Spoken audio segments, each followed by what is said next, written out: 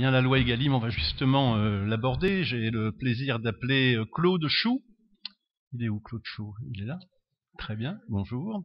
Caroline Lepoultier, Jean-Baptiste Moreau et Daniel Sauvêtre. Pour dresser donc ce premier bilan d'étape. Évidemment, c'est pas un bilan définitif. Vous savez qu'il y a des dispositions qui vont être mises en route à partir de 2020, voire 2025. Donc on a le temps. On fait pas une loi pour 6 mois, mais pour évidemment plus longtemps.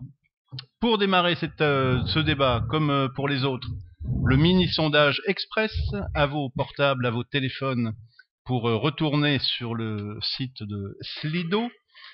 Donc les questions, ben voilà, selon vous, au-delà du coût des denrées, quel est le principal élément du prix d'un produit bio? Le travail de l'agriculteur, la marge du distributeur, la marge des industries agroalimentaires, ou le marketing et la communication. Voilà, vous avez un petit peu le temps pour répondre. Prenez quelques minutes, on donnera les résultats au milieu de notre débat. Alors, les présentations. Claude Chou, vous êtes adhérent de Forêt Bio, directeur de Probiolor, coopérative céréalière 100% bio créée en Lorraine en 1991. Caroline Lepoultier, vous êtes directrice générale de l'interprofession qui regroupe les acteurs de la filière laitière. Jean-Baptiste Moreau, député de la Creuse, rapporteur de la loi Egalim et éleveur de bovins sans glyphosate, m'a-t-on dit, depuis 3 ans. Daniel Sauvêtre, enfin, secrétaire général d'Interfel, c'est l'interprofession des fruits et des légumes frais. Jean-Baptiste Moreau, ce que je vous propose d'abord, c'est de rappeler les 3 grands objectifs de la loi et puis on détaillera ensuite le bilan avec tout le monde. Bonjour à toutes et à tous. Merci beaucoup pour l'invitation. Donc, les objectifs de la loi, ils étaient... Enfin, vous dites 3, moi je dis principalement 2 grands essentiellement. C'est d'abord dans un premier temps une meilleure valorisation de la production chez les agriculteurs et une revalorisation des produits vendus par les agriculteurs avec une prise en compte des coûts de production. C'était la base et c'est l'article 1 du titre 1 de ce projet de loi. C'est, on va dire, l'inversion du calcul du prix, puisque, enfin, je vais rien vous apprendre ici, mais jusqu'à présent, ce qui se passe, c'est qu'il y a un prix de vente consommateur, la distribution prend sa marge, l'industrie agroalimentaire prend sa marge et le producteur il touche ce qui reste. Et souvent ce qui reste c'est pas grand chose, ou du moins ça ne fait pas face aux coûts de production qui sont les siens. Donc le but c'était l'inversion du mode de construction du prix avec une contractualisation à la base proposée par l'agriculteur à son premier acheteur qui prend en compte des indicateurs de coûts de production qui sont déterminés au préalable par les interprofessions dans chaque filière, qui sont intégrés aussi dans les plans de filière qui ont été mis en place par toutes les interprofessions suite au discours du président de la République à Rungis en fin d'année 2017, où il a demandé à l'ensemble des interprofessions de se mobiliser et de proposer des plans de filière afin de donner une direction à l'agriculture française, filière par filière, et de trouver et de se mettre d'accord sur des indicateurs de coûts de production. Donc ça a été fait dans la grande majorité des cas relativement, alors facilement, je ne sais pas si on peut dire facilement, mais ça a été fait assez rapidement. Toujours, les plans de filière ont été en 2 mois, 2 mois et demi ont été faits, ce qui est à saluer. Toutes les filières ont joué le jeu de ces plans de filière, ont déterminé des indicateurs de coûts de production en leur sein. Et puis là, c'est un peu la marge qui a été ratée, c'est qu'aujourd'hui, on a très peu de contractualisation, au final, sur la base des indicateurs de coûts de production, ce qui atténue grandement l'efficacité de la loi. On en parlera par la suite. Donc ça, c'était le premier axe. Après, on avait un axe d'essayer de le relâcher la pression, mais qui est lié à celui-là, parce que contrairement à ce qui a beaucoup été dit, on n'a jamais misé sur le ruissellement. Le ruissellement, ça n'existe pas et ça va pas tomber par l'opération du Saint-Esprit en faisant des incantations.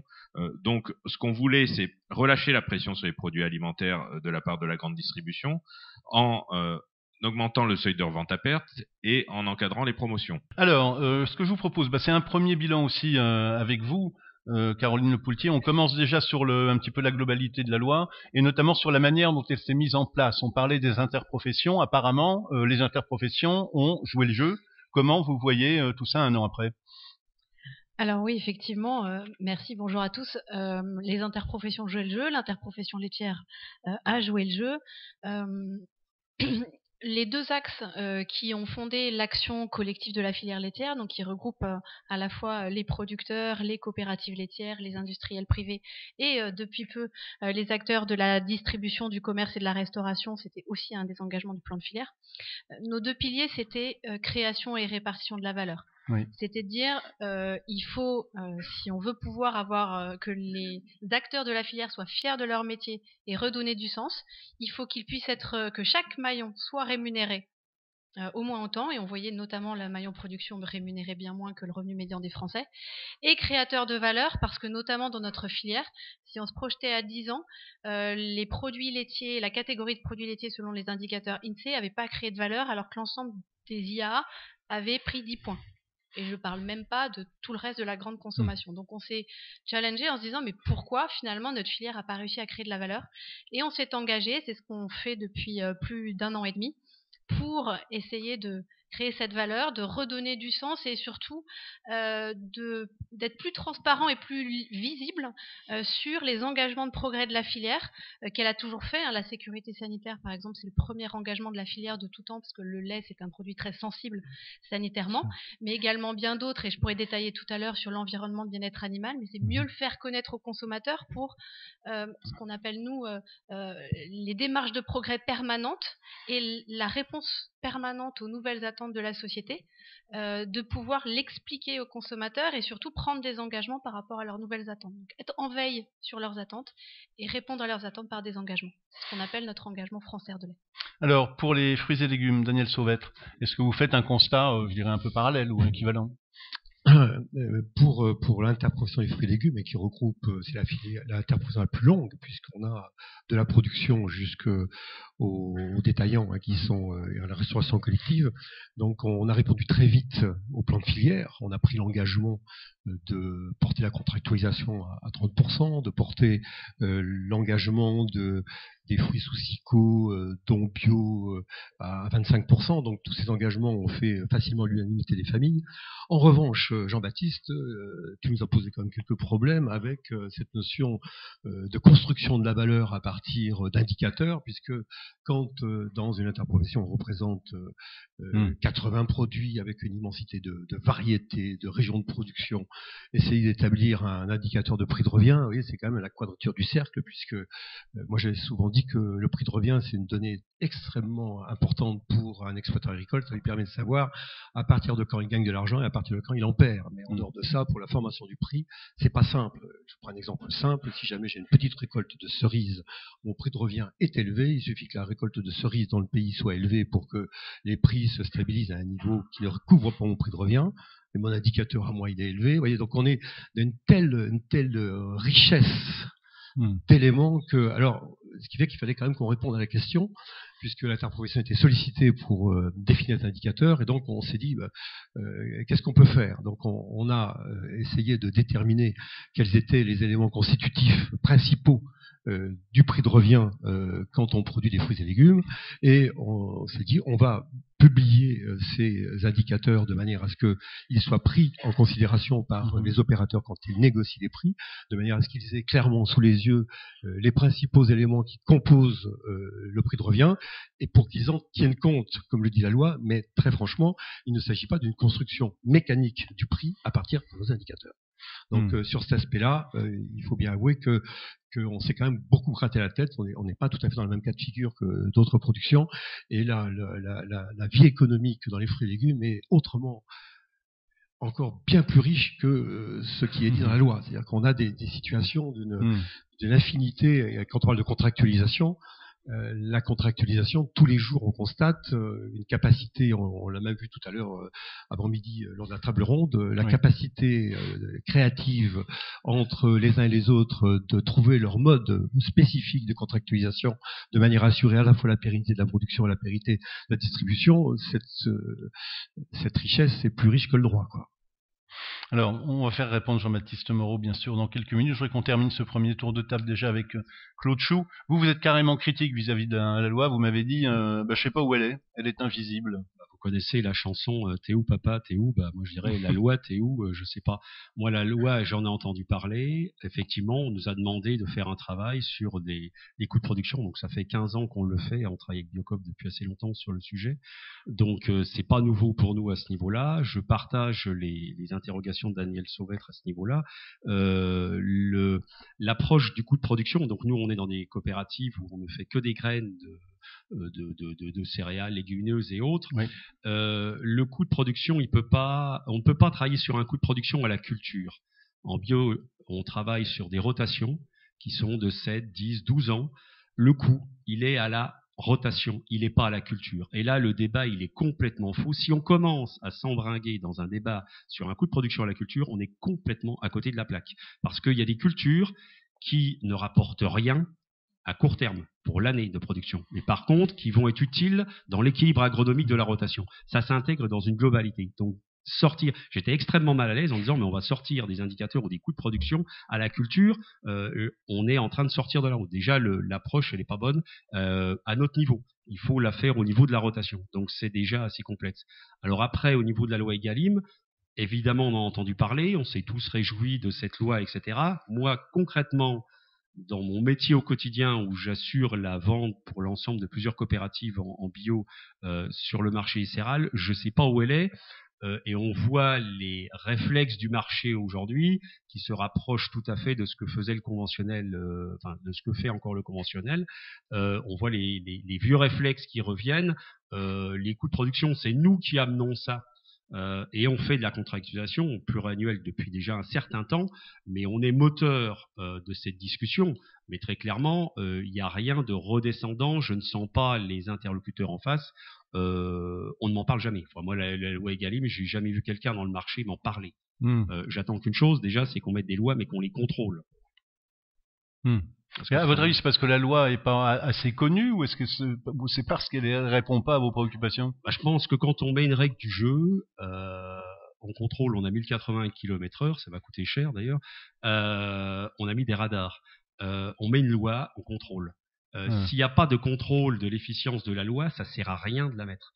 Et moi, c'est l'impression que ça me donne aujourd'hui. Alors, je suis peut-être pas dans les clous, mais c'est vraiment l'impression que j'ai. Je ne sais pas, cette loi-là, concrètement, elle nous protège de quoi aujourd'hui sur le marché dans lequel je travaille? Je ne la vois pas à l'œuvre, en tout cas. Jean-Baptiste Moreau, alors commentaire sur ce qui a été dit. D'abord, la loi, elle s'applique à tout le monde. Le problème, c'est qu'elle ne peut pas prendre en compte chaque cas particulier parce que sinon, on va faire autant de lois qu'on va avoir de situations particulières. Enfin, je veux dire, à ce moment-là, et on ne fait rien. Concrètement, on ne fait rien. Voilà. Donc la loi, elle s'applique dans la majorité des cas. Et les deux filières qui sont à ma gauche, les deux interprofessions, sont certainement parmi les interprofessions les plus exemplaires d'un point de vue de ce qui se faisait déjà auparavant et de l'application et de ce qu'ils ont pu faire au niveau des plans de filière. Donc pas forcément toujours représentatif non plus, mais voilà, il faut les saluer parce qu'elles ont fait le boulot et concrètement, même si j'écoute bien ce que Daniel dit et que ça a été compliqué en fruits et légumes, c'est quand même des professions qui fonctionnent, où il y a des discussions et où les choses avancent depuis bien des années. J'entends sur les retombées qui sont pas suffisantes, évidemment. Enfin, je veux dire, faudrait être complètement aveugle pour ne pas voir que, notamment dans les secteurs comme la viande bovine ou les prix dans les cours de ferme n'ont pas significativement progressé. Et évidemment qu'il y a une problématique aussi sur l'export et sur notamment les céréales dont le prix est souvent fixé sur les marchés mondiaux et les marchés internationaux. Cependant, moi, ce que j'ai envie de dire là-dessus, c'est que d'abord, moi, je veux bien qu'on dise que la loi ne marche pas à condition que tout le monde se soit saisi de tous les outils, ce qui n'est absolument pas le cas pour la contractualisation. Je parle pas forcément pour vous, hein, mais je parle sur la contractualisation sur la base des indicateurs de coût de production. Il y a toute une partie des filières qui n'ont absolument pas cherché à le mettre en place. Donc, je veux bien entendre que ça ne fonctionne pas, à condition qu'on ait essayé de le mettre en place. Si on n'a pas essayé de le mettre en place, on ne peut pas dire que ça marche pas. Ça, c'est juste pas entendable. Et sur toutes les productions qui sont soumises effectivement aux contraintes des marchés mondiaux, comme peuvent être les céréales par exemple, il faut savoir à un moment ce qu'on veut. Soit on continue à faire de l'exportation. Tout ce que je vais dire là n'est pas valable pour le bio puisque c'est quand même particulier. Mais si on veut continuer à uniquement se baser à l'export, il faut continuer. L'agriculture française, pour moi, a une vocation exportatrice et il ne s'agit en aucun cas de le nier. Mais si on veut continuer à exporter uniquement sur les bases de la compétitivité prix, notre modèle agricole, il est mort. Enfin, je veux dire, il faut faire une croix dessus tout de suite. Parce que de toute façon, vous pourrez travailler sur toutes les charges du monde, vous allez être compétitif une année sur 5 avec une ferme de 400 hectares par rapport à une ferme de 10 000. Enfin, je veux dire, les lois de l'économie font que aujourd'hui, quand bien même on réduirait les charges, ce qui est peut-être nécessaire, hein, il est sans doute nécessaire, mais de toute façon, notre modèle agricole qui est basé sur des fermes à taille humaine est une anomalie dans l'économie mondiale de l'agriculture aujourd'hui. Enfin, une anomalie pour moi, c'est dans ma bouche assez positif, parce que je pense que c'est au contraire l'avenir de l'agriculture. Mais maintenant, dans le contexte actuel, si on ne se base que sur la compétitivité prix et qu'on n'est pas capable de faire quelque chose de différenciant, de s'appuyer sur la qualité de ce qu'on fait, sur justement un certain nombre de contraintes qu'on se met, les valoriser et créer de la valeur ajoutée sur cette base-là par rapport aux produits qu'on n'utilise pas chez nous alors qu'ils sont utilisés dans d'autres pays, enfin, on va dans le mur et on y va avec le pied sur l'accélérateur et au final ça détruira notre modèle agricole. Donc à un moment je veux bien tout entendre, mais il faut savoir ce qu'on veut, si on veut préserver notre modèle agricole ou si on veut aller à la bagarre. Et à ce moment-là, si on veut aller à la bagarre sur la compétitivité prix, il n'y a pas 36 solutions, hein. On met une exploitation agricole en Creuse, on en met une en Haute-Vienne, une en Corrèze et puis il roule. On avance comme ça. Je suis pas sûr que ce soit l'avenir de l'agriculture, je suis pas sûr que ce soit les demandes du consommateur aujourd'hui. Donc voilà, maintenant j'entends et on a eu des discussions nombreuses avec Daniel là-dessus sur voilà, il faut pas se mettre des boulets aux pieds non plus. Et dans le secteur des fruits et légumes, effectivement, les premières distorsions de concurrence qu'on a, contrairement à ce qu'on écoute, elles sont intra-européennes plus que extra-européennes, avec des règles du jeu qui sont un peu variables au niveau européen, ce qui ne va pas sans poser des problèmes. Je veux dire, moi, j'ai participé à de nombreuses réunions interparlementaires sur la politique agricole commune. On nous parle sans arrêt de convergence des aides à l'hectare. Ok, à condition qu'on fasse converger nos normes sociales, environnementales et tout le reste, parce qu'on ne peut pas juste avoir une convergence des aides à l'hectare et à côté continuer à avoir des Polonais et des Roumains qui utilisent des molécules qu'on a interdites depuis bien longtemps. Donc, il y a cet enjeu-là. Maintenant, sur la loi en tant que telle, elle fonctionne quand on applique les outils.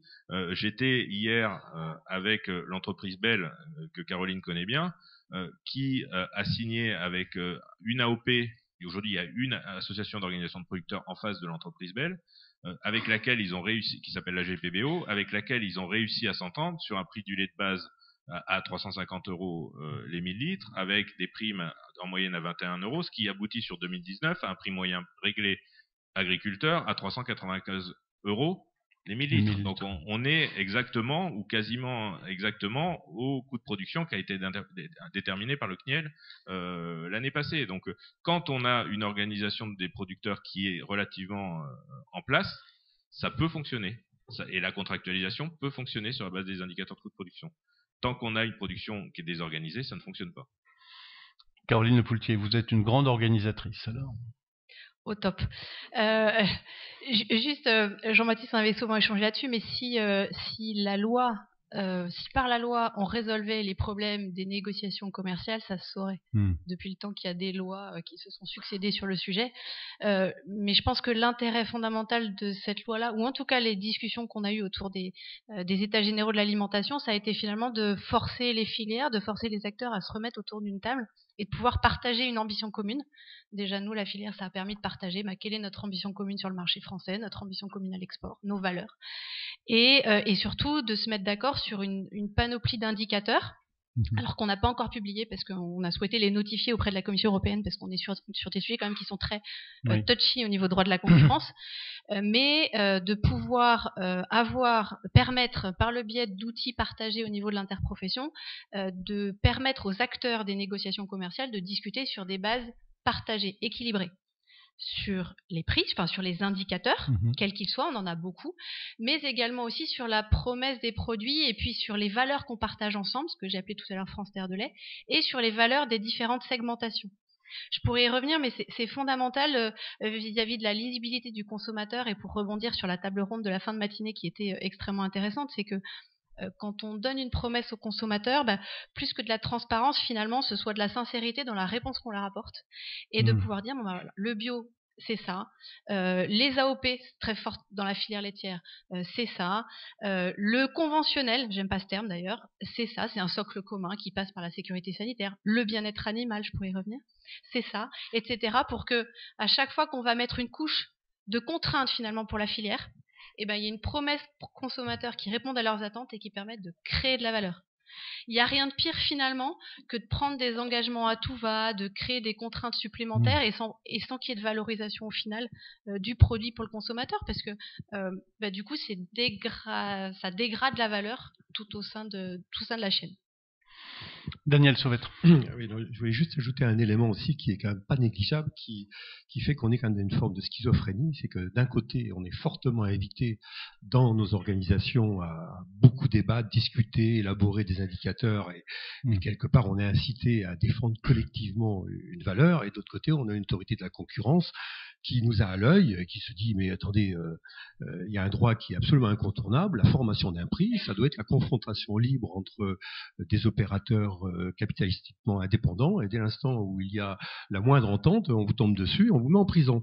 Et donc, il faut quand même savoir que le dernier mot, il est là, et on est tous dans nos organisations, un peu paralysés par... on en est à se demander si on peut faire une prise en récolte, on en est à se demander si on peut faire un suivi des stocks, on peut, même si jamais on concatène les chiffres pour qu'ils soient tout à fait anonymisés. Donc là, c'est là que je m'adresse à la représentation nationale pour dire bon sang, il faut faire quelque chose pour desserrer un peu le cadre. C'est-à-dire que si on veut pas avoir une seule ferme dans la Creuse, il faut autoriser que s'il y a une multiplicité de producteurs, qu'ils aient quand même la capacité dans leur organisation collective de pouvoir échanger ensemble sur des éléments qui leur permettent d'avoir une vision commune de la situation du marché de la production, de manière à ce que leur position, quand ils défendent leur prix, soit plus cohérente. Et ça nécessite quand même qu'on desserre un peu le cadre. Et à mon avis, on irait beaucoup plus vite, enfin, on peut aller beaucoup plus vite en autorisant ces concertations. Je ne parle pas d'entente, je suis un libéral et je veux absolument que le consommateur il paie juste prix et que ça soit le résultat de la confrontation de l'offre et de la demande. Mais quand même, si on ne veut pas avoir une agriculture qui se concentre à l'extrême, il faut autoriser que les petits producteurs, quand ils sont ensemble d'une organisation, ils puissent échanger sur des éléments qui leur permettent de défendre un prix. Jean-Baptiste Moreau. Oui, non, mais Daniel a bien mis le doigt effectivement sur une des problématiques, et une des problématiques sur lesquelles on s'est heurté, et moi je me suis heurté en tant que rapporteur de la loi par rapport à cette loi, c'est le droit à la concurrence au niveau français, mais plus vastement même au niveau européen. Alors des fois c'est un peu mixte, c'est-à-dire que la haute autorité en France nous explique des choses qui sont pas forcément valables au niveau de Bruxelles et vice versa. Mais voilà, il y a un souci à ce niveau-là, et on a essayé de pousser les curseurs au plus loin possible. J'ai eu de nombreux échanges avec Michel Dantin, notamment ancien député européen, les Républicains au Parlement européen, qui a fait beaucoup avancer les lignes au niveau des associations d'organisation de producteurs, puisqu'il a permis justement qu'au sein de ces associations d'organisation de producteurs, grâce aux négociations d'Omnibus en 2017, on puisse maintenant avoir des discussions sur les prix et les volumes au sein de ces associations d'organisation de producteurs, ce qui n'était pas possible avant.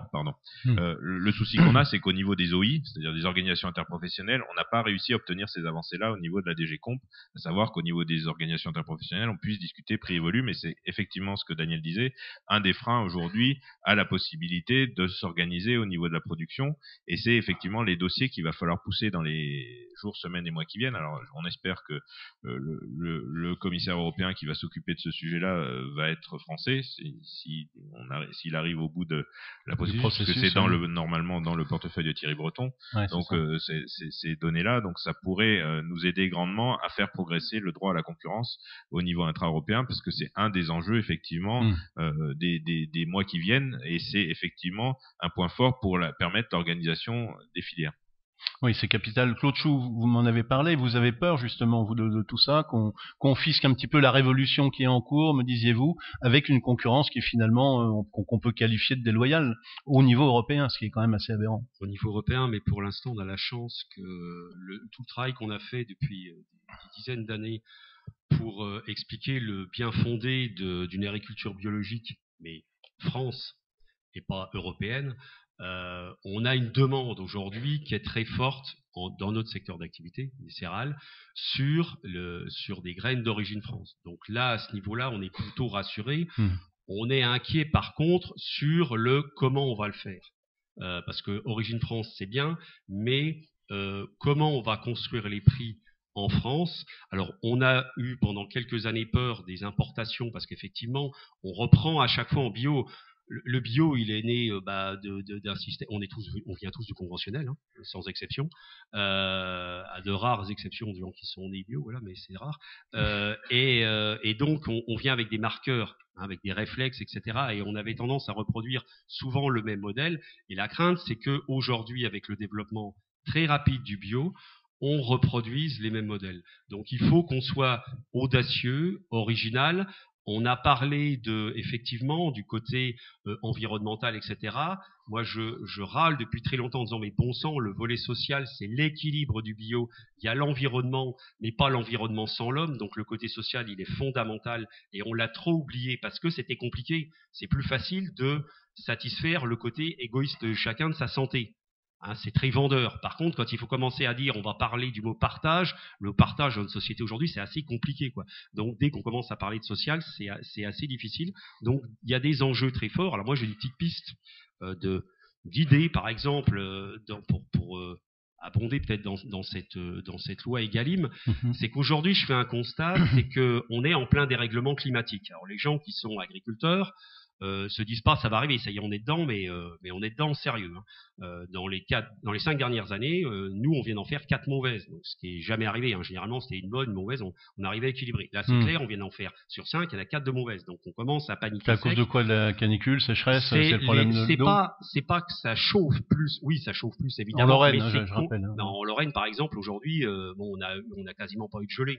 Ce qui est complètement hallucinant, quoi. Aujourd'hui, on devrait avoir de la neige, on devrait avoir des moins 4, moins 5. Aujourd'hui, les plus froids, on a quoi, 4 degrés, 3 degrés. Enfin, c'est complètement hallucinant. On a des sommes de température. Je me chauffe au bois, je vous garantis que, alors oui, on est content parce qu'on se dit on bouffe moins de bois. Enfin, oui. C'est à court terme, c'est inquiétant. C'est très inquiétant, quoi. On ne se chauffe pas, quoi. Enfin, c'est très peu. Donc, c'est inquiétant. Donc, des pistes, c'est de se dire aujourd'hui, sur ce dérèglement climatique, moi, j'ai le sentiment que agriculteurs et organismes collecteurs comme nous, on est tout seul face au dérèglement climatique.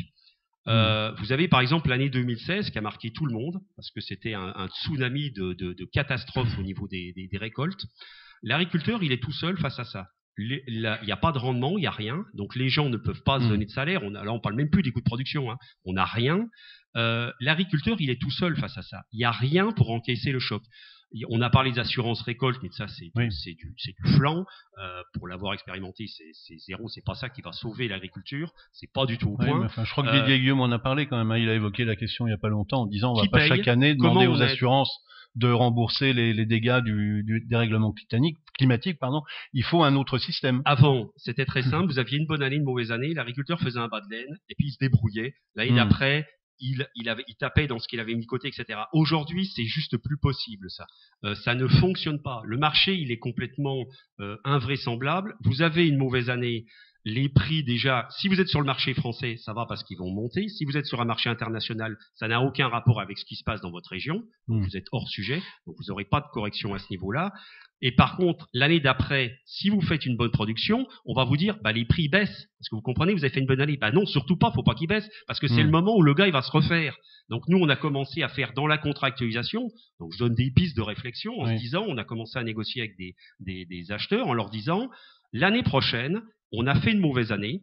Les prix, on va taper dans le haut des fourchettes. On a fait des fourchettes anti-spéculation, à la hausse comme à la baisse.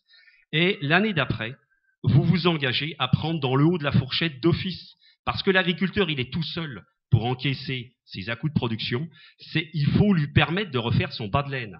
Par pitié, aidez-le à refaire son bas de laine. Parce que le marché est tout sauf un modèle d'humanisme. Et donc, si on tient compte sur le marché, on est mort. Donc, il faut les aider à ce niveau-là. Donc voilà, l'agriculteur, il est vraiment tout seul. Donc, il faut aider le monde agricole à encaisser les à-coups climatiques. Alors, c'est soit le marché qui va le payer par les consommateurs, soit alors, il y a, au niveau politique, il se passe quelque chose, mais on se dit, on peut plus laisser l'agriculteur tout seul vis-à-vis de ce qui est en train de se passer au niveau du climat. Parce que tous dans la filière, on a tous nos salaires, hein. Ça change rien. Hein. L'agriculteur, lui, il a 0, mais après, dans la filière, chacun prend sa marge de fonctionnement. Mais l'agriculteur, il est tout seul en avant. Hein. Alors, la rémunération des producteurs, c'est évidemment un des grands objectifs de la loi. On a pas mal de questions sur ce sujet. En tant que producteur, j'ai passé beaucoup de temps pour établir des indicateurs ou contractualiser. Quand puis-je espérer voir remonter ma marge ? ne faut-il pas recentrer, non, pardon, ne faut-il pas se recentrer sur l'autonomie alimentaire française avant de viser l'exportation? Est-ce moral d'exporter quand on déplore des distorsions? Le prix de la viande bovine ou les prix n'ont jamais été aussi bas. Exporter, oui, le savoir-faire français et ne pas autoriser l'importation de produits non contrôlés, etc., etc. Donc ça tourne beaucoup, hein, les questions, vous remarquez, avec la concurrence qu'on évoquait tout à l'heure. Oui, la viande bovine, elle n'a jamais été aussi basse, si. Hein. Enfin, moi, ça fait que depuis 2006 que je me suis installé. Je peux vous dire que les années 2010, de tête, 2009-2010, on avait du taurillon à 3,20. C'était encore plus bas qu'aujourd'hui. C'est pas une raison pour se glorifier de ce qui se passe en ce moment. Mais c'est pas les importations qui sont responsables aujourd'hui du prix bas, hein. Pas du tout. Hein. C'est un changement complet de consommation. C'est d'abord la fuite aussi des exportations, parce qu'on a un gros souci avec l'Italie qui aujourd'hui est en crise économique et qui de plus a diminué sa consommation de viande sous l'impact des mouvements comme chez nous vegan, où il y a beaucoup de diminution de la consommation. Donc tous les taurillons, et même en vif, ça va commencer à poser des problèmes dans l'exportation de broutard. Aujourd'hui, l'Italie est en train de s'écrouler. Donc il faudrait plus s'inquiéter de ça que des importations extra-européennes qui sont aujourd'hui peanuts au niveau de l'influence sur les marchés européens, et où la principale distorsion elle est intra-européenne, où on a des concurrents comme les Roumains, comme les Polonais qui exportent de la viande beaucoup moins cher que nous. Oui, ça c'est clair. Et maintenant, expliquer qu'on va s'enfermer dans nos frontières et qu'on va faire du franco-français systématique, ça, enfin, ce temps-là, il est révolu. Enfin, je veux dire, là-dessus, on reviendra pas en arrière. On va pas revivre demain dans un monde fermé. D'ailleurs, les mondes fermés qu'on a connus par le passé, ça n'a pas toujours été une gloire pour l'agriculture et pour les agriculteurs. Pas toujours eux qui se sont enrichis dans ce contexte-là, d'ailleurs. Hein. Quand bien même il y avait des barrières protectionnistes, les outils de régulation de marché.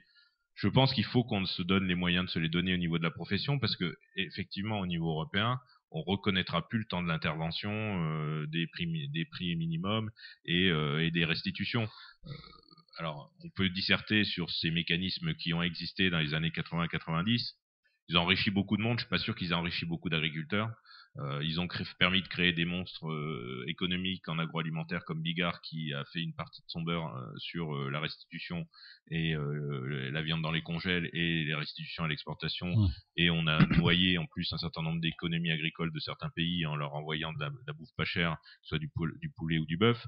Donc ces mécanismes-là, c'est pas sûr que ce soit ça l'avenir, honnêtement, de la production agricole. Je pense plus en outils. Oui, l'organisation collective est essentielle et indispensable. Enfin, je veux dire, tant qu'on sera chacun dans notre coin à négocier avec des industriels agroalimentaires qui sont de plus en plus gros, ça ne fonctionnera pas, ça c'est sûr. Donc il faut, au niveau des OP, des AOP, des OI, essayer d'arriver à avoir des discussions ensemble et à faire masse et à avoir de la solidarité entre acteurs et entre producteurs, pour peser significativement dans les relations commerciales. Dire qu'on va mettre en place des outils de régulation de marché, aujourd'hui, enfin, j'ai encore eu une discussion avant-hier avec les parlementaires allemands. Je peux vous dire que quel que soit le bord, qu'il soit socialiste ou écolo ou quoi que ce soit, ils veulent pas en entendre parler. Hein. Les outils de régulation de marché aujourd'hui, enfin en Europe, je pense qu'on peut toujours essayer d'être comme Astérix, le dernier village gaulois, mais aujourd'hui c'est pas dans cette direction-là qu'on va. Sur des contrats, sur des assurances contracycliques et sur de la contractualisation pluriannuelle, oui, évidemment que l'agriculture a besoin de lisibilité dans le temps et qu'il ne faut pas contractualiser à l'année, mais sur plusieurs années, et essayer de...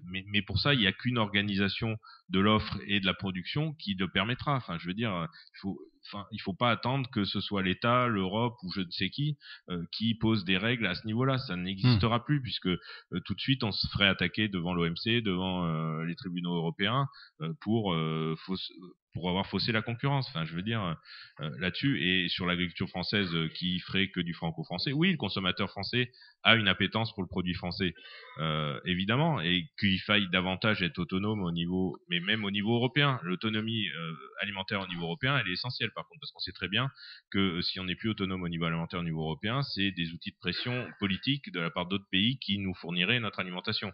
Donc là-dessus, mais il faut qu'il y ait une prise de conscience européenne aussi, là, parce que je peux vous dire que quand vous discutez avec des parlementaires d'autres pays, on n'est pas tout à fait sur les mêmes lignes à ce niveau-là non plus. Donc voilà, il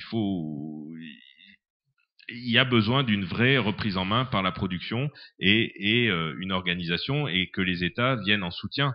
Mais c'est pas les États ou l'Europe qui va résoudre ces problèmes-là tout seul. Ça n'existera pas. Alors, Caroline Lepoultier, vous êtes assez d'accord là-dessus. Vous m'avez dit il faut qu'on se prenne en main aussi. Oui, effectivement, mais il faut aussi des règles, pour rebondir, des règles européennes qui, quand on partage des valeurs communes, ou comme le bio, c'est un label commun au niveau européen, avoir les mêmes règles absolument, ou alors se dire, si on veut faire quelque chose de spécifique français, l'assumer, puis peut-être le dénommer différemment, parce que l'objectif premier quand même, c'est le consommateur. C'est être lisible et être compris par le consommateur pour qu'il soit prêt et qu'il ait envie d'acheter ces produits à leur juste prix et de créer de la valeur pour tous les acteurs économiques.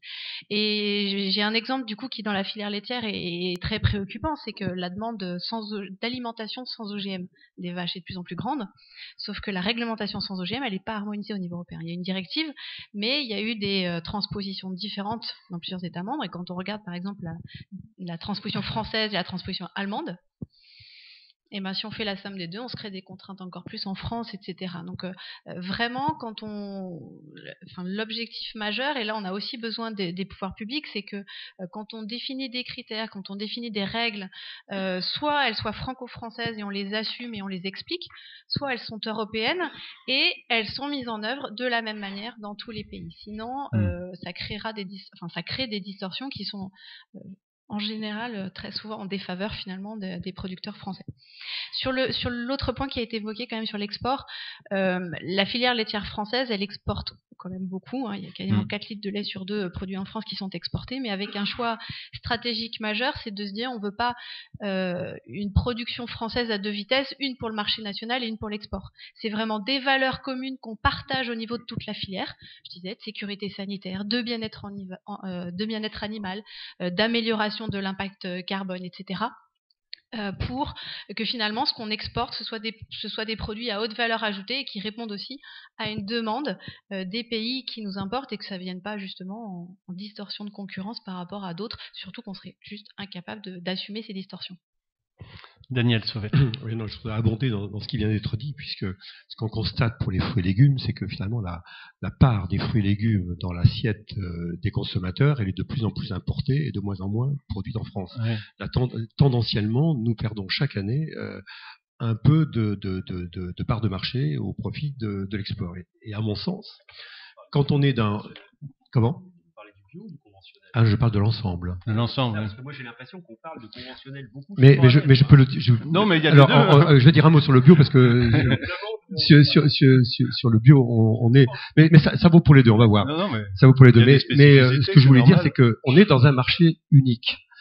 On est dans un marché unique, et c'est vrai que dans un marché unique, quand on veut faire évoluer les règles, l'idéal c'est de les faire évoluer à l'échelle européenne, parce qu'à chaque fois qu'on les fait évoluer en franco-français, il faut être capable de différencier cette amélioration et vendre cette amélioration, qu'elle soit identifiée auprès du consommateur. Autrement, oui. Eh bien, c'est de la part de marché qu'on donne à nos concurrents.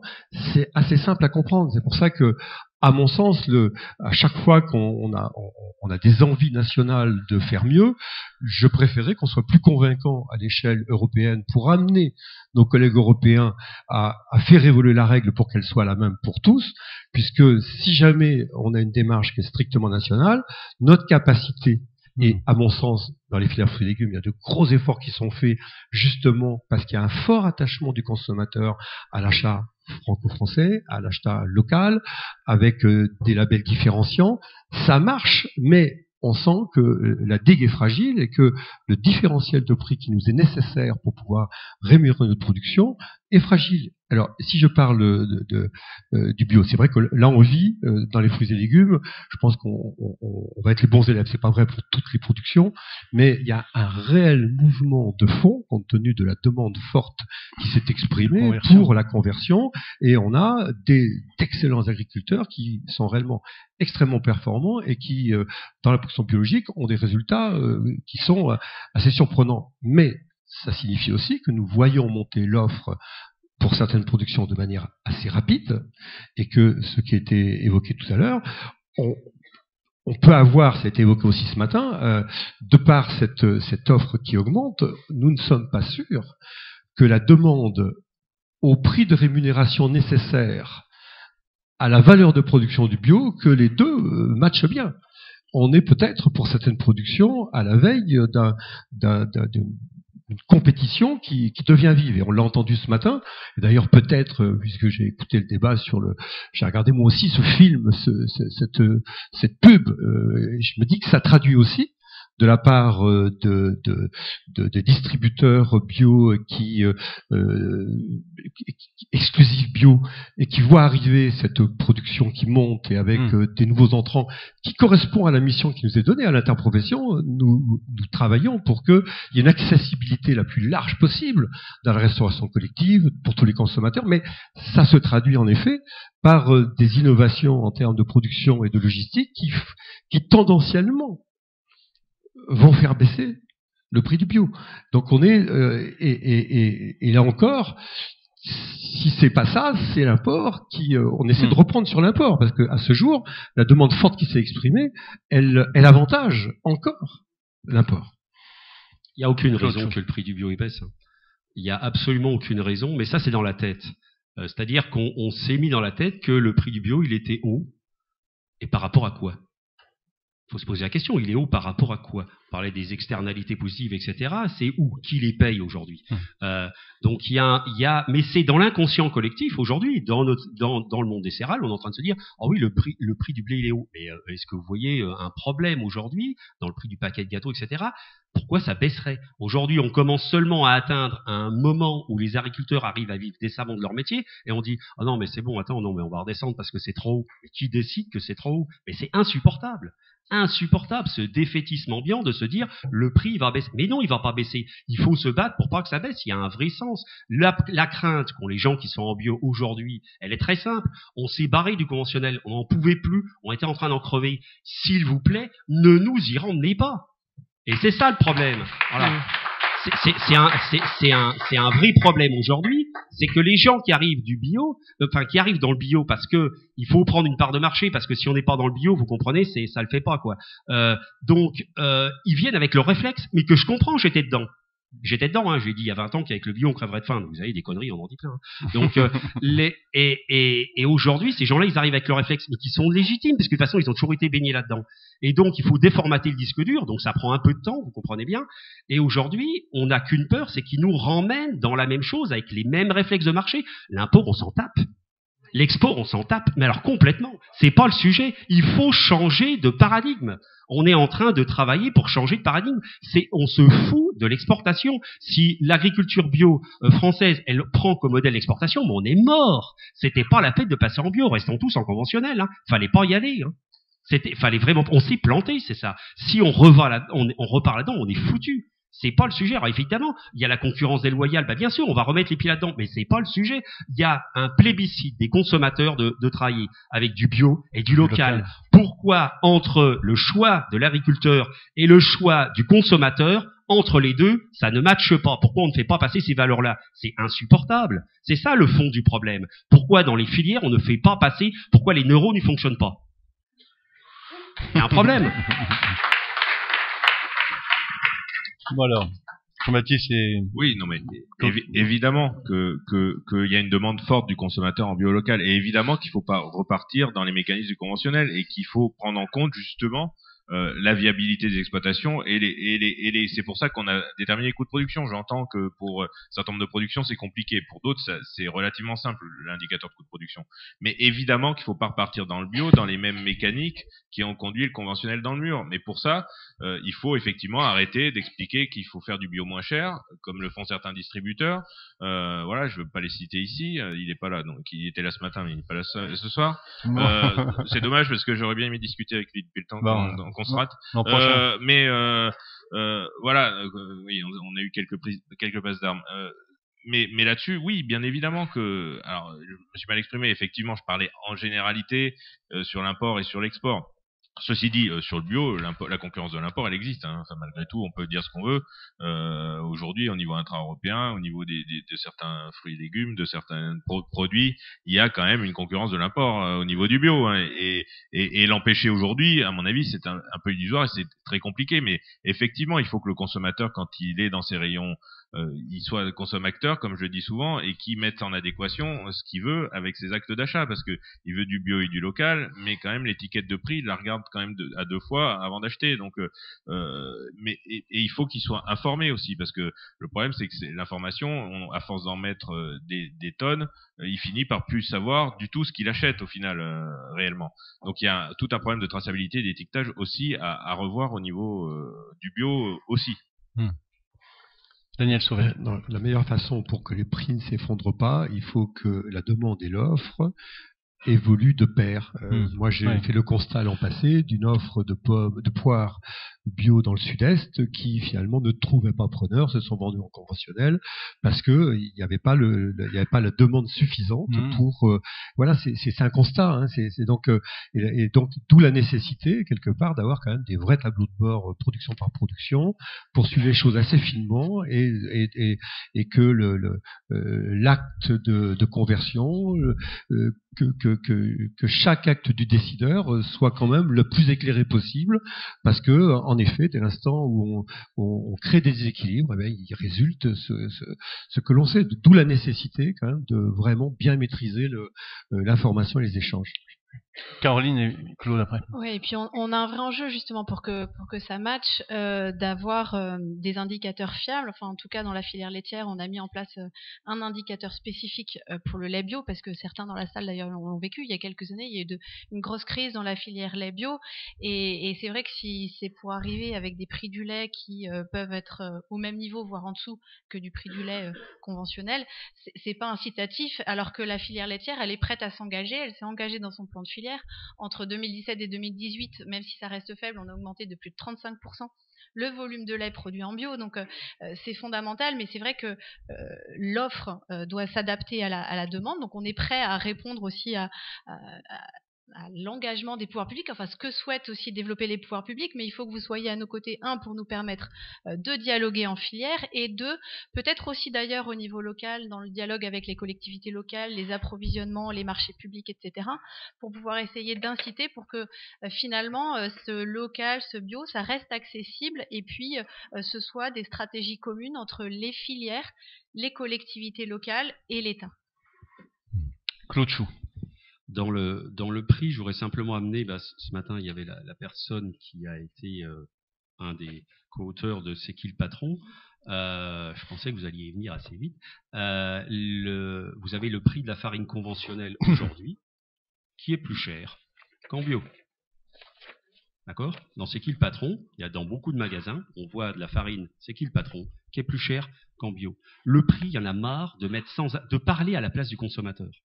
Les consommateurs qui ont acheté C'est qui le patron, il y avait le marketing, on peut dire qu'il est sobre, hein, dans la brique de lait, super efficace. Les gens, ils ont dit ouais, on achète solidaire de la filière. Point barre. Ça s'arrête là, fermez le banc. Voilà. Donc ça veut dire que arrêtons de se dire que les gens veulent pas mettre de pognon. Ce n'est pas vrai. On parle de ça quand on n'a pas envie de traiter les sujets. Dans le commerce, on connaît bien ça. Hein. Quand on commence à parler du prix, c'est qu'on n'a plus envie de discuter.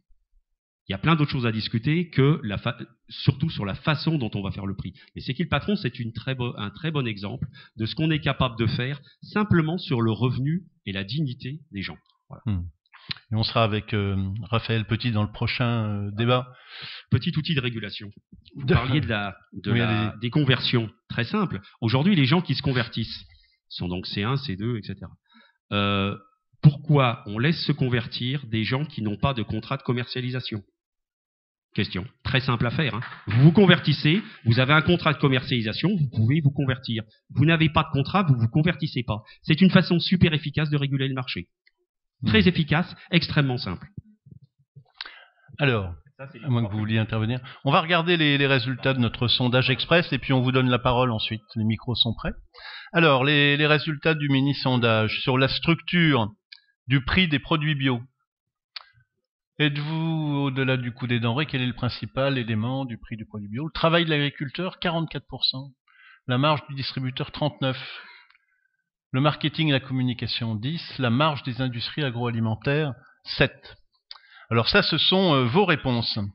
Et puis, figurez-vous qu'on s'est amusé à demander à Opinionway de poser la même question à un panel représentatif de la population française. Donc ça, c'est le sondage sérieux d'Opinionway. Je pense qu'on va voir les résultats. Voilà. Donc, travail de l'agriculteur, c'est un petit peu moins dans l'opinion publique. La marge du distributeur également. La marge des industries agroalimentaires, alors là c'est énorme la différence entre vos réponses, vous les acteurs du bio, et donc le grand public, 23% contre 6 ou 7, je crois que c'était le chiffre qu'on avait tout à l'heure. Le marketing, la communication, à peu près pareil. Voilà comment on analyse la structure du prix des produits bio. Alors, j'imagine qu'il y a des questions, il y en a encore là également. Vous pouvez lever la main et puis on vous donnera le micro. Non, c'est un éventail là, c'est pas une question. Allez-y, sinon je peux en poser en attendant. Oui, si vous voulez, oui, allez-y. Oui, volontiers. Parce que dans la structure des prix bio, quand on voit la réponse des gens, donc ce qui est important finalement, c'est la rémunération du travail de l'agriculteur. Alors on pense à la notion de commerce équitable. Moi je dis attention à cette notion de commerce équitable parce que je la trouve assez condescendante. C'est-à-dire à l'agriculteur, on va dire attends, toi tu vas quand même, il faut quand même qu'on fasse gaffe à toi, tiens on va te donner quand même un peu de sous. Mais le commerce équitable, je suis désolé, il va du champ à l'assiette. Alors je vais être un peu provocateur. Le commerce équitable, on ne doit pas pouvoir, pour moi, afficher du commerce équitable sur un paquet de gâteaux si, du champ à l'assiette, les critères équitables ne sont pas respectés. Je prends un exemple simple. Quand on parle de commerce équitable, ça veut dire qu'il y a une équité on pense à l'équité dans le revenu, quelque chose qui est décent. Est-ce que c'est décent du champ à l'assiette ? Je prends un exemple, je vais être extrêmement concret pour vous montrer qu'il y a des choses qui sont possibles. Est-ce qu'on pourrait dire que la notion de commerce équitable, elle est valable si il y a un écart de salaire dans la filière du champ à l'assiette qui est d'un rapport de 1 à 5, par exemple. Ça commence chez l'agriculteur, aussi. Voilà. Et on va jusqu'au bout. Est-ce qu'on pourrait se dire, c'est équitable si c'est respecté à tous les niveaux. Et là, on fait avancer la société.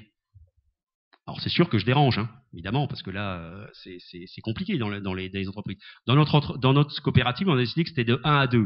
C'est pas vous dire que c'est bien, ça veut dire simplement que c'est possible et on est très heureux comme ça. Donc voilà, donc c'est des champs du possible. C'est pas dire il faut le faire, mais ça veut dire que c'est possible et qu'on en vit bien aussi. Alors, une question ici. Allez-y, monsieur. Oui, Claude Jourdraine, simple consommateur bio. C'est pour monsieur Jean-Baptiste Moreau. Moi, je suis tout à fait d'accord avec monsieur sur le fait que les producteurs, on ne doit pas leur retirer leur revenu. Le prix doit être suffisamment élevé pour qu'ils puissent vivre de leur travail. Du coup, côté consommateur, est-ce qu'il ne faudrait pas travailler sur augmenter leur revenu? Et je pense, moi, au revenu universel. Si vous vous souvenez, pendant la campagne électorale, Benoît Hamon avait donné une définition du revenu universel qui semblerait en fait assez favorable à ce que les personnes les plus pauvres en situation précaire puissent éventuellement choisir d'aller vers le bio plutôt que d'essayer d'acheter au moins cher en fait chez des hard discounters. Voilà. Donc ma question c'est ça. Est-ce que la solution ce serait pas, voire côté consommateur, essayer d'élever les revenus par le revenu universel? Merci. Alors, je pensais pas faire de la politique politicienne cet après-midi. Non, mais c'est un peu, j'ai pas franchement été élu avec l'étiquette de Benoît Hamon. Ça vous a pas échappé. Donc, sur le revenu universel, tout dépend ce qu'on entend par revenu universel. On travaille aujourd'hui sur un revenu universel d'activité, mais qui ne correspond pas à ce que vous voulez dire. Mais qui est fait en regroupant, en essayant de simplifier et d'assurer un revenu minimum à chacun. Mais maintenant, vous dire qu'on va payer tout le monde plus cher pour permettre d'accéder au bio, on est dans un autre modèle économique que celui dans lequel on est aujourd'hui, clairement. Enfin, je veux dire, et pas qu'au niveau français, au niveau mondial. Enfin, moi, le revenu universel qui permettra à tout le monde d'accéder à l'alimentation bio, moi, je crois plus à l'éducation du consommateur en lui expliquant qu'on peut pas continuer à diminuer le pourcentage de son budget consacré à l'alimentation parce que il est en constante diminution depuis 20 ans, hein, parce que c'est ça le problème de base aujourd'hui, c'est que aujourd'hui le consommateur consacre moins de 12% de son budget à l'alimentation. Donc tout le reste, et qu'il soit pauvre ou riche, c'est une moyenne. Donc il y a de l'hétérogénéité, bien sûr, il y a des écarts types, mais le problème de base, il est là, c'est plutôt d'expliquer au consommateur qu'il a des exigences en matière de production, en matière de qualité, qu'il veut des produits biologiques, mais que ça se paye, que ça a un coût, que ce n'est pas voilà, et qu'il faut peut-être accepter de monter de 2 ou 3% la part de son budget consacré à l'alimentation, parce que s'alimenter, c'est pas un acte anodin, c'est un acte important. Moi, je crois plus à l'éducation dans ce sens-là, et à expliquer aux consommateurs qu'on peut pas sans arrêt réduire la part de l'alimentation au profit d'autres dépenses qui sont légitimes, hein. Je condamne pas non plus le consommateur parce qu'il consacre de moins en moins à son alimentation, mais malgré tout, je crois plus à ça, à lui expliquer que voilà, on peut pas vouloir toujours acheter moins cher et en même temps demandant toujours plus à l'agriculture et à la qualité de la production. Ça c'est pas possible. Voilà, moi je suis plus sur cette ligne-là personnellement. Alors, oui, juste pour rebondir aussi sur les propos d'Emmanuel Vasnex ce matin, l'éducation à l'alimentation est fondamentale et ça rejoint un peu votre préoccupation et d'avoir des notions, de remettre juste du bon sens dans une alimentation équilibrée, et de montrer que c'est pas forcément plus cher de se nourrir bien. Et sur le bio, je voulais juste en profiter du coup que j'ai le micro pour saluer le travail aussi qu'on peut faire avec l'agence bio en lien avec les interprofessions, parce que même si la communication et le marketing est arrivé en dernier, c'est quand même très important de pouvoir expliquer aux consommateurs ce qu'il y a derrière le bio, ce qu'il y a derrière ce label et quelles sont toutes les valeurs qu'il porte. Il y a une question, c'est est-ce qu'il ne faut pas rémunérer d'une manière ou d'une autre ce qu'apporte le bio en termes d'emploi, en termes de santé, en termes d'environnement aussi? Est-ce que c'est une réflexion en cours? Alors ça, là, on va rentrer un peu dans d'autres discussions, mais qui ont eu lieu ces derniers jours et ces dernières semaines sur les orientations de la future politique agricole commune. Enfin, parce qu'on peut en parler aussi. Oui. Sur les paiements pour services environnementaux, c'est effectivement quelque chose qu'il va falloir travailler, notamment au niveau des aides du deuxième pilier, à mon avis, dans les orientations de la future politique agricole commune, pour valoriser justement tous les externalités environnementales que présente un certain type de production, dont l'agriculture biologique, bien évidemment, au premier lieu. Et puis il y a tout ce concept aussi alors ça a été une proposition qui a fait un peu de bruit ces derniers temps, qui a été proposée par une agence proche de Matignon, qui proposait d'orienter la politique agricole commune sur un paiement à l'actif et pas un paiement à l'hectare. C'est sans doute à creuser. Alors un paiement intégralement à l'actif, je suis pas sûr que ce soit forcément il faut aller forcément là-dessus, parce que dans les pays où la main-d'œuvre est pas chère, on va avoir des aides qui risquent de grimper au plafond, parce que la main-d'œuvre étant pas chère, les pays notamment d'ex-Europe de l'Est, on risque d'avoir des paiements qui sont beaucoup plus importants que dans nos pays occidentaux. Évidemment. Mais qui est un rééquilibrage au profit de l'actif et au détriment de la surface, je pense que c'est pas forcément idiot, et j'y suis plutôt favorable, moi, à titre personnel. Très bien, merci. Une question là, puis après au troisième rang, et après. Juste après, monsieur. Il y a une question derrière vous, voilà. Ludovic Biard, je suis producteur de lait en Bretagne, et puis je suis président de Biolait. Oui. Moi, je constate quelque chose en ce moment, c'est qu'on a une croissance. Enfin, je trouve un peu de pessimisme dans le débat qu'on a depuis ce matin, avec un prix où on s'alarme, sauf Claude, où j'ai senti quelque chose qui me rejoignait plus, où je crois que le prix n'a pas baissé. Je suis plutôt inquiet de l'inverse. Mon inquiétude, moi, c'est demain, est-ce qu'on aura assez de producteurs bio pour fournir les denrées? Et ça a été quand même dit plusieurs fois. Actuellement, on a fait une croissance, on l'a dit tout à l'heure, de 32% en lait bio en 2017. On fait plus, entre 15 et 20% cette année encore. Alors attention, on va déborder de lait. Ça donne des à-coups, je suis d'accord. On a des à-coups, c'est pas forcément simple à gérer. Mais là, on a mis en place des organisations de producteurs, et là, je pense que je rejoins ce que Jean-Baptiste Moreau demande. Là-dessus, on est complètement là-dedans. Mais malgré tout, je suis plutôt inquiet pour l'année prochaine et les années qui viennent de remanquer de lait. Et de manquer de façon durable. Quand on a un marché qui fait plus 15% de croissance, voire plus 20%, il n'y a pas grand-chose qui fait plus 15, plus 20 en ce moment au niveau économique. Je pense que le prix, on ne peut pas se poser la question de le baisser. Il faut que les producteurs s'installent demain. Il faut qu'ils restent dans la production. Parce qu'on peut aussi, on peut s'arrêter. Et les jeunes qui s'installent en bio sont plus des jeunes qui peuvent imaginer ne pas faire carrière toute leur vie, ce qui n'est pas un problème pour moi. L'enjeu, c'est que les gens vivent bien, soient heureux, s'installent, que des jeunes reviennent sur les fermes, mais ça, il faut les rémunérer correctement. Il y a l'économie, il y a le marché, bien sûr, mais il y a la politique, et la politique, là aussi, doit soutenir les installations, les conversions, et ce qui a été fait depuis quelques temps est un peu décevant là-dessus. On a quand même baissé les politiques pour aider les conversions, il faut revenir à ça. Parce que la demande du consommateur, elle est claire. C'est pas le prix qui fait acheter en ce moment. Quand on fait plus 15% de croissance, moi je crois que la question du prix n'est pas celle qu'on a à avoir. Non, Merci. c'est les primes au maintien qui ont baissé, les primes à la conversion n'ont pas baissé, mais sur ce que vous dites, je suis d'accord. Je suis d'accord d'autant plus que moi, je vais reprendre mon ancienne casquette de président de COP, et à l'époque, on avait un souci en bio, c'est justement qu'on n'avait pas suffisamment de producteurs, qu'on n'arrivait pas à fournir de façon régulière, en quantité et en qualité, des abatteurs, et que du coup, on n'arrivait pas à valoriser à cause de ça, pas à cause de la qualité moindre ou autre, et qu'on avait certains agriculteurs bio, notamment certains éleveurs bio, qui avaient plus intérêt à rentrer dans la démarche label que dans label rouge, que de rentrer dans la démarche bio, où on n'arrivait pas à proposer une valorisation aussi importante qu'en label. Mais pas parce qu'il y avait trop, parce qu'il n'y avait pas assez, parce que les coûts de ramassage étaient importants, et parce qu'on n'arrivait pas à fournir un certain nombre d'animaux chaque semaine de façon régulière tout au long de l'année. Donc ça peut aussi poser ce problème-là quand on est en sous-production et quand la production n'est pas suffisamment développée. Ça peine à développer la filière et à développer la valorisation qui s'ensuit aussi. Alors il y avait une question là devant. Oui. Claude Foulon, moi je suis dans le secteur horticole. Le premier constat, c'est qu'on perd quand même un département de terre agricole tous les 10 ans. Deuxième constat aussi, il y a quand même une souffrance agricole au vu de nombreux suicides. Voilà. Et moi, ce que je voulais dire, on est aussi dans un pays touristique, donc peut-être qu'il faut une refonte complète de notre système agricole, parce que les gens s'y retrouvent plus, si vous voulez. Déjà, l'étiquetage. Bon, faut avoir fait l'école polytechnique pour lire les produits aujourd'hui. Il y a tout un tas de travail à faire. Puis, Madame a évoqué les filières. Bon, faut arrêter avec les filières. Il faut qu'on travaille ensemble.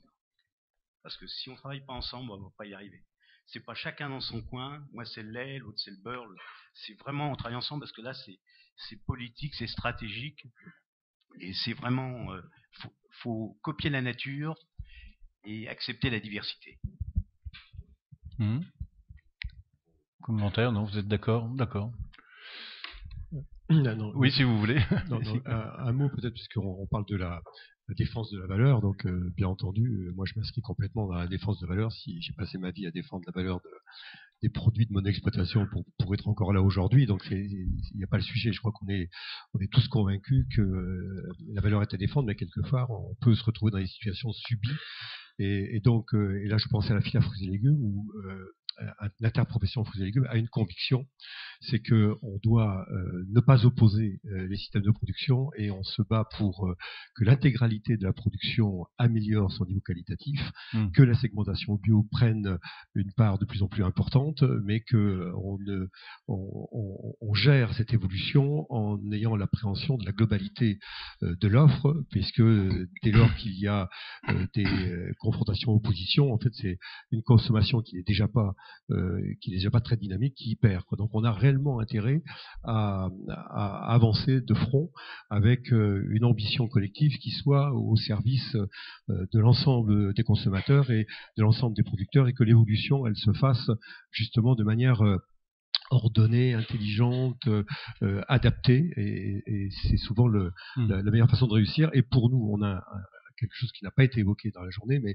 le fondamental dans le collectif, c'est qu'on ait quand même un travail sur la recherche et expérimentation qui permettent d'avoir des vrais progrès au verger ou au champ, puisque si on n'a pas cette capacité d'innovation et d'évolution, quelque part le débat il est un peu stérile, quoi. Donc il ne faut pas oublier aussi cette dimension qui est que on est porté par un travail de recherche d'innovation qui est extrêmement important et qui aujourd'hui n'est peut-être pas au niveau où il devrait être au regard des enjeux qu'il faut satisfaire. Très bien, je crois qu'il y a encore une question, on a le temps d'en prendre une. Voilà, oui, voilà. Deux. La première ici. Oui, bonjour, Julien Nivet, Advert Conseil Communication en agriculture. Qui va se charger d'expliquer au consommateur le vrai prix de son alimentation? Parce que on est d'accord qu'il doit payer le vrai prix, on est d'accord que s'il y a autant de crispation à chaque nouvelle législation de la part des agriculteurs, c'est parce que déjà à l'heure actuelle ils n'en vivent pas. Mais qui au bout d'un moment va vraiment dire combien ça coûte aux consommateurs? J'ai pas l'impression que ça va venir du privé. On le cite depuis tout à l'heure sans le citer. Moi, je le citais, Leclerc et ses communications ont fait croire que le bio et le conventionnel, ça peut être au même prix. C'est absolument irresponsable et c'est bien parti pour emmener la filière bio dans le même mur que le conventionnel. Donc, qui explique aux consommateurs le vrai prix? Le politique, les COP, les organisations, l'institutionnel, voilà. Qui va enfin dire aux consommateurs 12% de votre budget, c'est pas assez. Il faut que ce soit tout le monde, parce que sinon ça ne fonctionnera pas. Et il faut que ce soit dès le plus jeune âge, même il faut que ce soit à l'école, et que c'est toute une éducation autour de l'alimentation qui est à refaire, voilà, et qui est à reprendre à la base, parce que plus on le prendra jeune et plus ça sera efficace. Mais c'est tout le monde. C'est pas les pouvoirs publics peuvent le faire, mais seuls ça ne marchera pas. Si sur le terrain et au plus près du local, on n'a pas les mêmes messages, on fait pas passer les mêmes messages. Si c'est juste des messages nationaux, ça servira à rien. Enfin, les campagnes de pub et tout ça, si ça avait changé la face du monde, ça se saurait. Alors, encore une question. Gilles Cressman de l'Académie d'agriculture. Je voulais poser une question. Est-ce que vous ne pensez pas que le risque, c'est un peu la banalisation des produits biologiques au fur et à mesure que le volume s'accroît? Nielsen estime que le marché potentiel est de 11%. Bon, ça sera peut-être 12, ça sera peut-être 13, ça sera peut-être 10. Mais supposons, comme on voit les chiffres de ce matin, qu'on monte à 30 ou 40%, vous pensez que ça n'aura pas d'effet sur les prix, sachant que la loi de l'offre et la demande, quand même, elle existe en bio comme dans le conventionnel, et on sait que si on veut maintenir les prix élevés, je suis d'une région viticole, eh bien il faut maîtriser les volumes, et si possible avoir une position de monopole pour pouvoir avoir des prix élevés. Un grand château, il est tout seul à offrir, il peut vendre sa bouteille 250 €, alors que pour un produit qui est banalisé, s'il le vend à 15 €, il sera content. Donc je voulais quand même rappeler cette loi de l'offre et la demande et savoir si c'est pas le grand risque que l'agriculture bio se développe tellement que finalement elle se banalise et donc il y a plus de peine à maintenir ses prix à un niveau élevé dont elle a besoin pour vivre. Qui veut répondre? Allez-y. Oui, après. J'allais dire, est-ce que c'est grave une potentielle banalisation? Si c'est pour que ça permette aux acteurs des filières d'être rémunérés, si c'est pour avoir des acteurs des filières qui soient fiers de leur métier, qui en parlent, qui l'expliquent et qui surtout répond à une attente des consommateurs. Et c'est vrai que pour ça, il faut que tous les acteurs économiques des filières soient en capacité de porter cette fierté, de porter ces valeurs qui sont portées au travers du bio ou au travers d'autres types de segmentation, mais également, et je rejoins Jean-Baptiste Moreau, ça passe par une éducation dès le plus jeune âge, d'être fier aussi de s'alimenter, de se nourrir à partir de bons produits, et je pense qu'à partir de là aussi, le consommateur peut être prêt à y mettre de la valeur, même si je rejoins la table ronde de ce matin. Enfin, faut pas perdre à l'idée que il y a beaucoup de consommateurs qui l'accessibilité à tous, c'est un vrai sujet, et nous on le voit au travers des actions qu'on peut conduire localement, remettre parfois un petit peu de bon sens, un petit peu de dire bah voilà, si vous cuisinez vous-même plutôt que d'acheter un plat tout préparé, ça vous coûtera moins cher et en plus vous pourrez mettre des meilleurs produits dedans. Je pense que voilà, la banalisation, c'est pas forcément un risque, ça peut être un atout si on partage tous une certaine fierté de ce qu'on fait. Moi, je retournerais bien la question avec un peu de provoque au passage. Qu'est-ce qu'il faut faire? Il faut donc limiter le bio à un club, que ce soit pour les producteurs ou pour les acheteurs. Enfin, voilà, oui, que la demande fasse que la production augmente, oui. Maintenant, je suis pas sûr que ce soit effectivement néfaste, à condition effectivement qu'on arrive à défendre le prix et pas expliquer qu'on peut faire du bio moins cher. Mais je ne crois pas au monde fermé et au fait de dire on va limiter les conversions. Et puis alors, ça envoie quel message? Ça veut dire qu'on s'en fout, les autres ils peuvent crever et qu'on reste entre nous. Enfin, voilà. Claude Chou, vous n'avez pas vous banaliser, vous c'est pas votre style de toute façon. On peut quand même rappeler peut-être une loi de l'économie qui, à mon avis, est quand même un peu incontournable.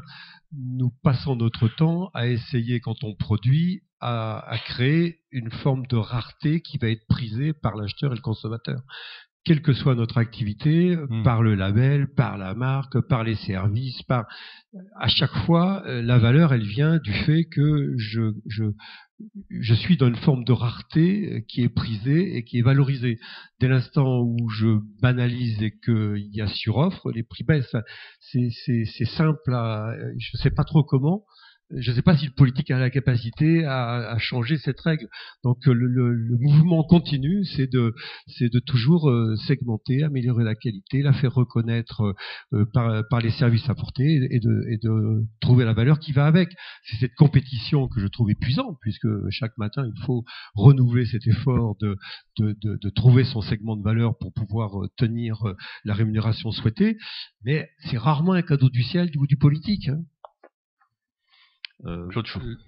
La banalisation de l'offre, alors qu'est-ce qu'on met derrière le mot banalisation?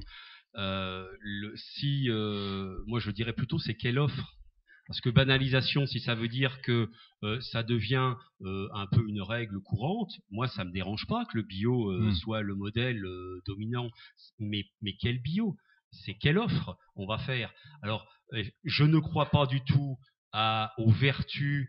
De toute façon, l'offre et la demande, le monde fonctionne comme ça. C'est génial, ça marche bien. Hein, franchement, on est tous satisfaits du rapport de l'offre et la demande. Hein, moi, je pense que si on fait un sondage ici, je trouve que c'est bien. Moi, je trouve que c'est vertueux, c'est tout le monde en vit, ça va bien. Ça doit être régulé. Ouais, et ben, ça veut dire que le modèle, il peut peut-être être un peu amélioré. On pourrait dire, voilà. Les gens qui sont passés en bio, c'est quand même une certaine radicalité. Hein. C'est compliqué, hein. C'est pas simple. Hein. Pourquoi on n'a pas cette même radicalité économique? Pourquoi on n'est pas audacieux par rapport à ça? Il ne s'agit pas que ça soit un monde d'élitiste, parce que ça, c'est insupportable. C'est nul si on fait ça. On n'a pas passé en bio pour alimenter des bobos. C'est pas le sujet. Il faut que tout le monde y ait accès.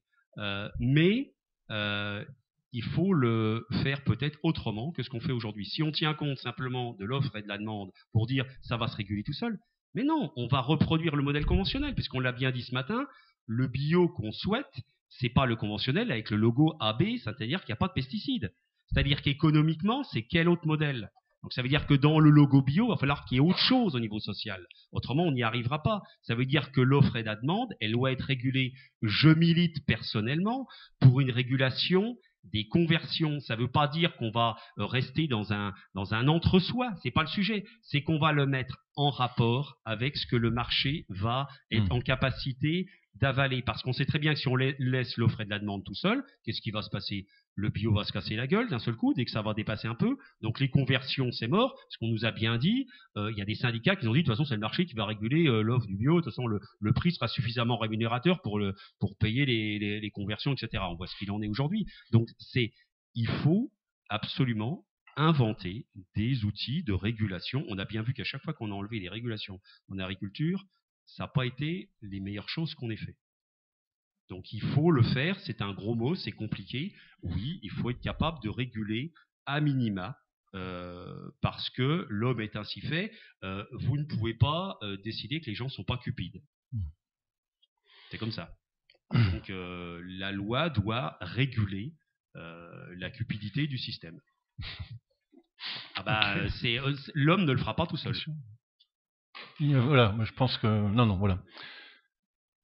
Voilà, bon, c'est une conclusion qui ouvre sur l'avenir, c'est parfait. On vous remercie beaucoup, merci à vous quatre.